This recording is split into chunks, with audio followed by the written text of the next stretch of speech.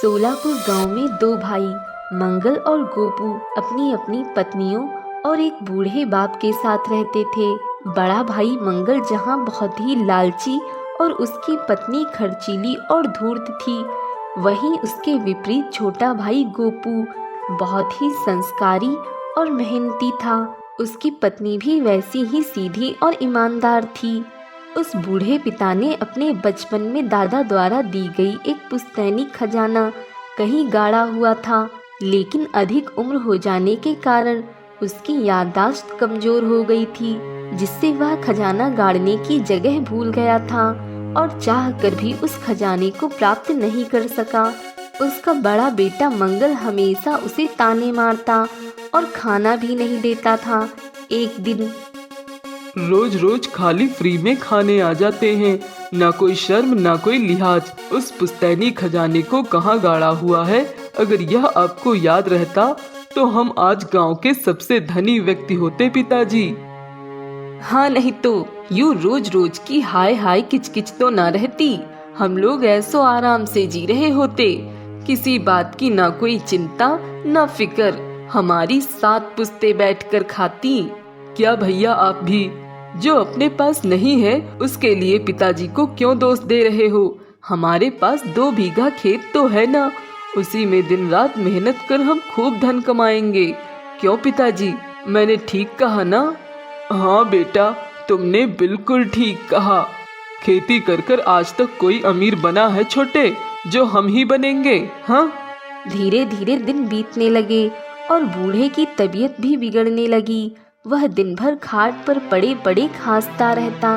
एक दिन मंगल की पत्नी मंगल से कहती है, सुनिए जी, पिताजी बस अब कुछ ही समय के मेहमान हैं, इनसे जल्द ही वह सारे खेत अपने नाम करवा लीजिए। देवर जी ने अपनी टांग अड़ा दी तो खजाने की तरह यह खेत भी आपके हाथ से चले जाएंगे। तुम ठीक कहती हो भाग्यवान। गोपू बहुत मेहनती है, वह खेत ना रहने पर भी कहीं न कहीं से पैसे कमा ही लेगा, लेकिन मैं तो ऐसा सपने में भी नहीं कर सकता। मंगल अपने वकील को रिश्वत देकर प्रॉपर्टी के कागजात बनवाता है और गोपू और उसकी पत्नी के ना रहने पर अपने बूढ़े पिता के पास जाता है। पिताजी, मेरे प्यारे पिताजी, अब आपकी तबीयत कैसी है पिताजी? अभी तो तबीयत ठीक नहीं है बेटा, लेकिन मेरे मरने के बाद बिल्कुल ठीक हो जाएगी। मैं अब बस कुछ ही समय तक तुम लोगों के ऊपर बोझ बनकर रहूंगा। उसके बाद तुम सब मेरे भार से हमेशा हमेशा के लिए मुक्त हो जाओगे। ऐसा मत कहिए पिताजी, अभी तो आपको 100 वर्षों तक जीना है। वह सब छोड़ो भाग्यवान, पिताजी को ज्यादा बोलने में तकलीफ होती होगी, इसलिए हम सीधे मुद्दे की बात करते हैं। क्यों पिताजी, मैंने सही कहा ना? मुद्दे की बात? कैसे मुद्दे की बात मंगल बेटा? मैं कुछ समझा नहीं। पिताजी, यह आपकी प्रॉपर्टी के कागजात हैं। आपके जाने के बाद किसे क्या मिलेगा, यह अभी तय हो जाता है तो हमें और गोपू को बाद में कोई परेशानी नहीं होती। आप तो समझते ही होंगे मैं क्या कहना चाहता हूँ। अच्छा किया बेटा जो तुम स्वयं कागज तैयार करवा कर लेते आए। मैं इसी के बारे में सोच रहा था, लेकिन इस जर्जर शरीर से उठा ही नहीं जा रहा। वैसे क्या लिखा है इसमें मंगल बेटा? इसमें यही लिखा है कि आपके जाने के बाद आपकी सारी प्रॉपर्टी के 2 हिस्से होंगे, जिसमें से एक हिस्सा मेरा और दूसरा गोपू का। मैंने सही लिखवाया ना पिताजी? बिल्कुल सही लिखवाया बेटा। तुम्हारी जगह मैं होता तो मैं भी यही लिखवाता। लाओ, मैं दस्तखत कर देता हूँ। बूढ़ा उस कागज पर दस्तखत कर देता है, जिससे मंगल का षड्यंत्र सफल हो जाता है और वह सारी संपत्ति का मालिक बन जाता है। तभी गोपू और उसकी पत्नी खेत से वापस आते हैं। अब आपकी कैसी तबीयत है पिताजी?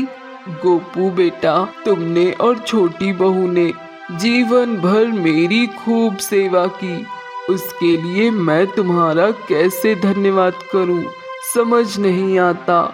यह तो हमारा फर्ज था पिताजी, इसमें धन्यवाद कैसा। अगर एक बेटा बहू ही पिता की सेवा नहीं करेंगे तो कौन करेगा। तुम बिल्कुल मेरे गोपू की तरह ही समझदार हो बहू। खैर, अब मेरे जाने का समय हो गया है। मेरा आशीर्वाद तुम चारों के साथ सदा रहेगा। गोपू बेटा, मैंने तुम्हें कुछ दिया है, वह तुम अपने बड़े भाई मंगल से ले लेना। बूढ़ा उसी समय मर जाता है।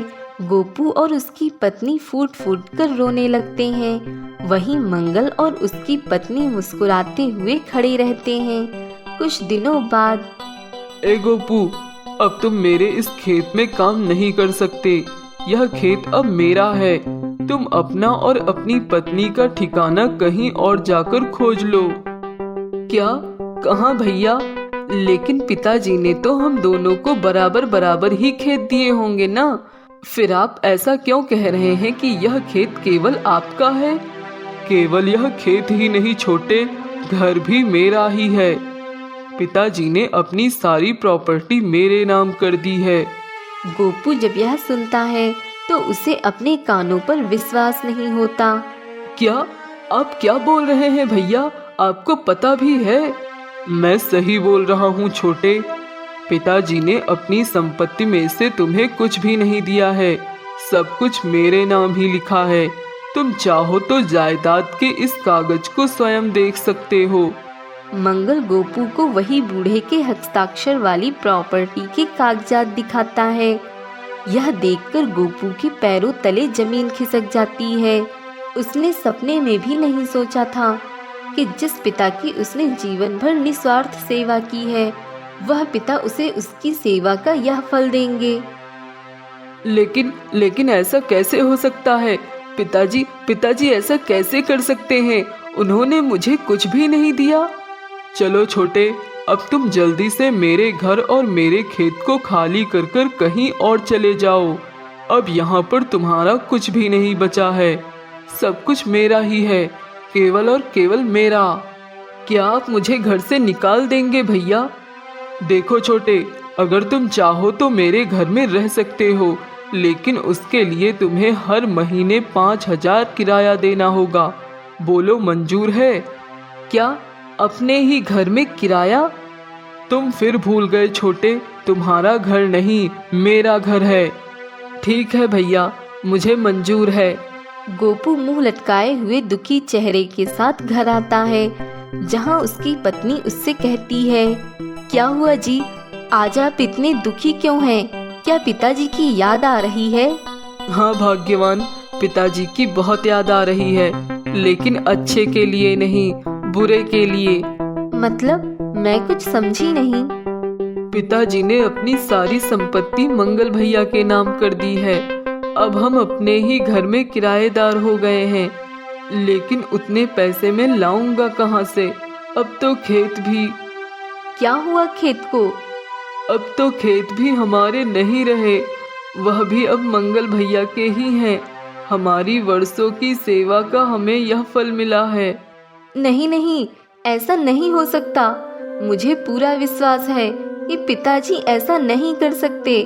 जिस मंगल भैया ने उन्हें एक एक रोटी के लिए तरसाया और हमेशा उन्हें अपमानित किया, उनको सारी संपत्ति दे दी, और जिन्होंने हमेशा उनके पाँव के नीचे अपना सिर रखा, उन्हें दर दर ठोकरें खाने के लिए छोड़ दे, ऐसा बिल्कुल नहीं हो सकता।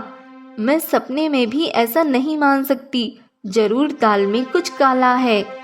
मुझे भी कुछ ऐसा ही लगता है भाग्यवान। पिताजी हमारे साथ ऐसा नहीं कर सकते।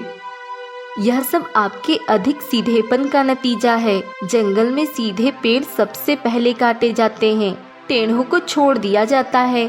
आप चिंता मत करिए जी, मैं पता लगा कर रहूंगी कि आखिर माजरा क्या है। मंगल की पत्नी यह सब कमरे के बाहर छुपकर सुन रही थी। वह दौड़ी दौड़ी मंगल के पास जाकर कहती है, सुनिए जी। हाँ बोलो, अब क्या हुआ भाग्यवान?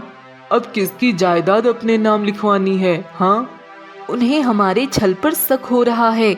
आप जल्दी कुछ करिए, नहीं तो मुंह को आया हुआ निवाला पेट में पहुंचने से पहले ही हमसे छिन जाएगा। जरूर छोटे की उस चालाक पत्नी ने यह शक छोटे के मन में डाला होगा। मैं अच्छी तरह से जानता हूँ, बुद्धि कुछ जरूरत से ज्यादा ही है उसके पास। हाँ, बिल्कुल सही पकड़ा आपने। उसी चुड़ैल से हमारा सुख देखा नहीं जाता, लेकिन मैं भी उससे कम नहीं हूँ। हाँ, कहे देती हूँ, अब की बार उसे ऐसा सबक सिखाऊंगी कि जिंदगी भर याद रखेगी। मुझे क्या करना चाहिए भाग्यवान? आप एक काम कीजिए, हमारे घर की वह पीछे वाली ऊबड़ खाबड़ बीहड़ जमीन देवर जी को दे दीजिए। उससे क्या होगा भाग्यवान? अगर उसे कुछ नहीं दिया गया तो वह दिन रात इसी के बारे में सोचता रहेगा और हमारा छल जान जाएगा। इस तरह वह और उसकी चुड़ैल पत्नी अपने कार्य में व्यस्त रहेंगे और उन्हें यह सब सोचने समझने की फुर्सत ही नहीं मिलेगी। वह भाग्यवान क्या तरकीब निकाली है! तुम्हारी बुद्धि भी छोटे की पत्नी से कम नहीं है।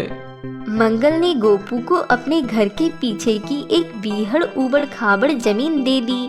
गोपू ने दिन रात मेहनत करके थोड़े ही दिनों में भूमि को समतल बना दिया और उसमें सरसों की खेती करने लगा। कुछ दिनों बाद उसमें पीले पीले सुंदर सरसों आने लगे। सरसों निकलते वक्त, अरे देखो भाग्यवान, हमारे सरसों में सोने लगे हुए हैं। यह क्या जी, सोने की सरसों? मैंने तो ऐसा न कभी देखा न सुना। हमारी मेहनत और ईमानदारी को देखकर जरूर भगवान ने ही इन फूलों पर सोना छिड़का होगा। मुझे तो लगता है इस जमीन के अंदर जरूर कहीं सोना गड़ा होगा, वही इस सरसों में लगकर ऊपर आ गए होंगे। अच्छा, ऐसा क्या? आप इस जमीन की खुदाई कीजिए, जरूर इस जमीन के अंदर सोना गड़ा होगा। गोपू ने वहां जमीन खोदना चालू कर दिया और कुछ ही गहरा खोदने पर उसे एक सोने से भरा हुआ बड़ा सा मटका मिला, जिसमें ढेर सारा सोना चांदी भरा हुआ था। अरे भाग्यवान, देखो मुझे क्या मिला! इतना ढेर सारा खजाना! इतने सोने चांदी तो मैंने अपने जीवन में कभी नहीं देखे हैं।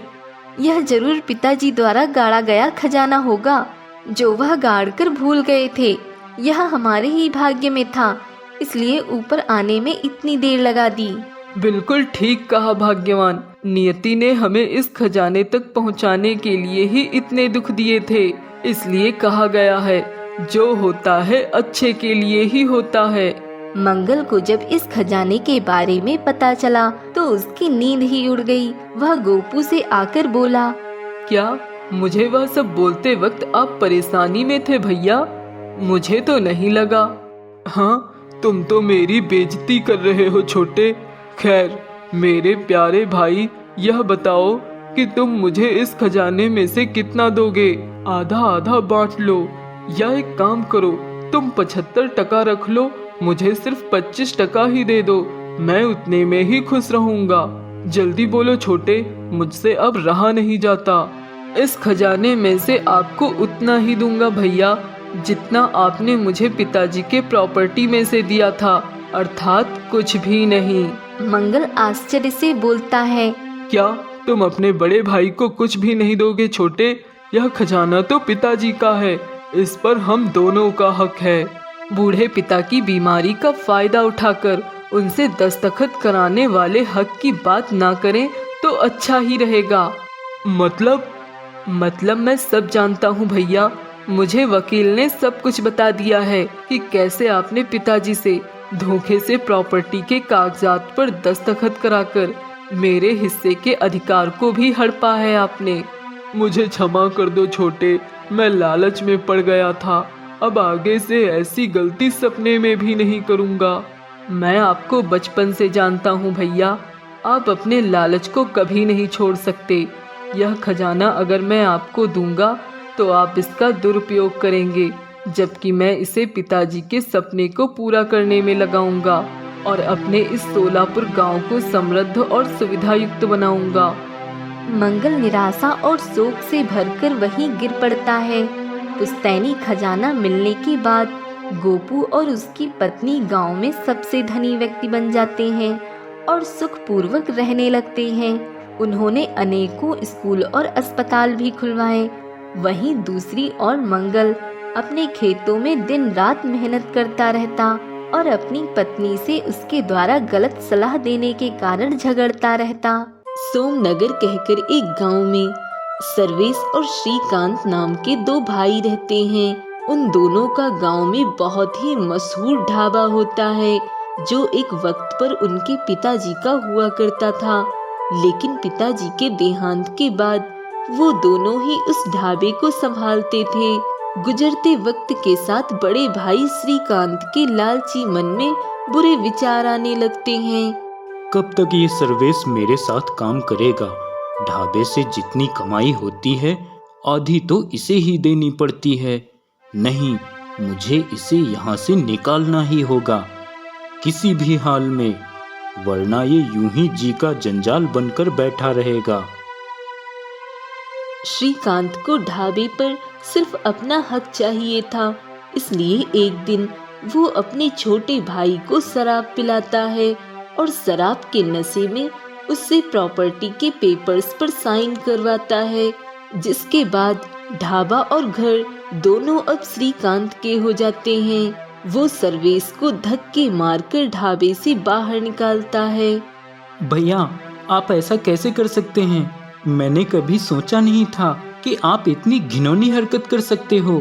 लोभी होकर आप इतने नीचे गिर गए। हाँ, गिर गया।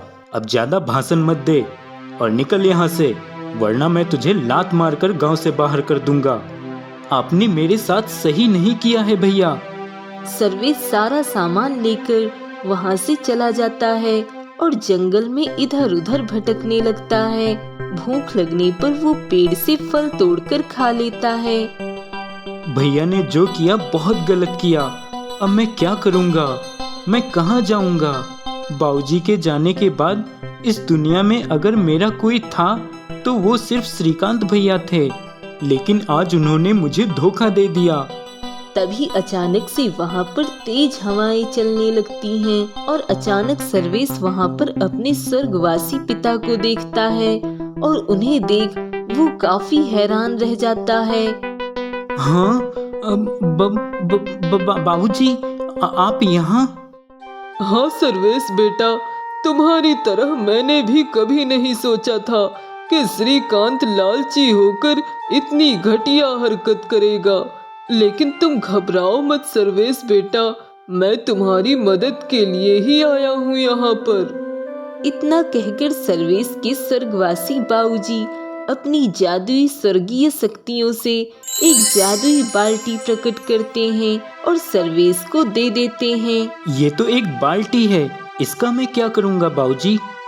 सर्वेश बेटा, ये एक जादुई बाल्टी है और ये तुम्हारी हर जगह मदद करेगी। चलो अब मैं चलता हूँ, क्योंकि मेरा फिर से स्वर्ग में लौटने का समय हो चुका है। अपना ख्याल रखना बेटा। लेकिन बाबूजी। सर्वेश के बाबूजी वहाँ से गायब हो जाते हैं। अरे बाबूजी तो चले गए, अब मैं इस बाल्टी का क्या करूँ? कुछ समझ नहीं आ रहा। अब जब रहने को घर ही नहीं है तो इस बाल्टी का मैं क्या करूं? खैर, रख ही लेता हूं। बाबूजी ने दिया है तो कुछ सोच के ही दिया होगा, लेकिन अब मैं कहां जाऊं? क्या करूं? कुछ तो समझ नहीं आ रहा है। भगवान, मैंने कभी किसी का बुरा नहीं किया और ना ही कभी किसी से छल किया, तो ये मेरे साथ क्यों हो रहा है भगवान? अब आप ही मुझे कोई रास्ता दिखाओ। सर्वेश खुद से ही बातें करते करते वहीं सो जाता है। अरे कितनी देर हो गई, कुछ पता ही नहीं चला। शाम होने वाली है। चलो अब यहाँ से निकलता हूँ। देर तक इस जंगल में रुकना ठीक नहीं। बहुत जोरों की भूख लगी है, पर क्या कर सकता हूँ? कुछ भी तो नहीं है मेरे पास खाने को। तभी चलते हुए उसे पास में एक नदी दिखाई देती है। अरे वाह, ये नदी का पानी कितना साफ है। चलो खाना ना सही तो पानी ही पी लेता हूँ। सर्वेश जाकर उस बाल्टी में नदी का पानी भरने लगता है। जैसे ही बाल्टी में पानी भरता है, वह पानी अचानक दूध बन जाता है। हाँ, हे प्रभु, हे हरिराम कृष्ण जगन्नाथम प्रेमानंद, ये क्या हुआ? ये बाल्टी का पानी दूध कैसे बन गया? ये कैसा चमत्कार है? ये पानी तो दूध बन गया। इसका मतलब बाबूजी ने मुझे जादुई बाल्टी दी है। सर्वेश की खुशी का ठिकाना नहीं रहता। बाबूजी, आपने तो मुझे बर्बाद होने से बचा लिया। पता नहीं क्या पुण्य किए होंगे मैंने, जो आप जैसे पिता मुझे मिले। अब सर्वेश उस बाल्टी का सारा दूध दूसरे गांव में जाकर बेच देता है, जिससे उसे अच्छे पैसे मिल जाते हैं। हे भगवान, तेरे घर देर है अंधेर नहीं। तूने कभी किसी को निराश नहीं किया है। और अब वह रोज नदी से पानी भरता और वह पानी तुरंत दूध बन जाता और वह उस पानी को लेकर गांव-गांव में बेच दिया करता। धीरे धीरे वह काफी धनवान हो जाता है और वह दूसरे गांव में अपना एक घर बनवा लेता है और एक बड़ी दूध की दुकान भी खोलता है, जहां बहुत ही कम पैसों में वह सभी को दूध बेचता और हर हफ्ते गांव के मंदिर के बाहर लोगों को खाना बांटता।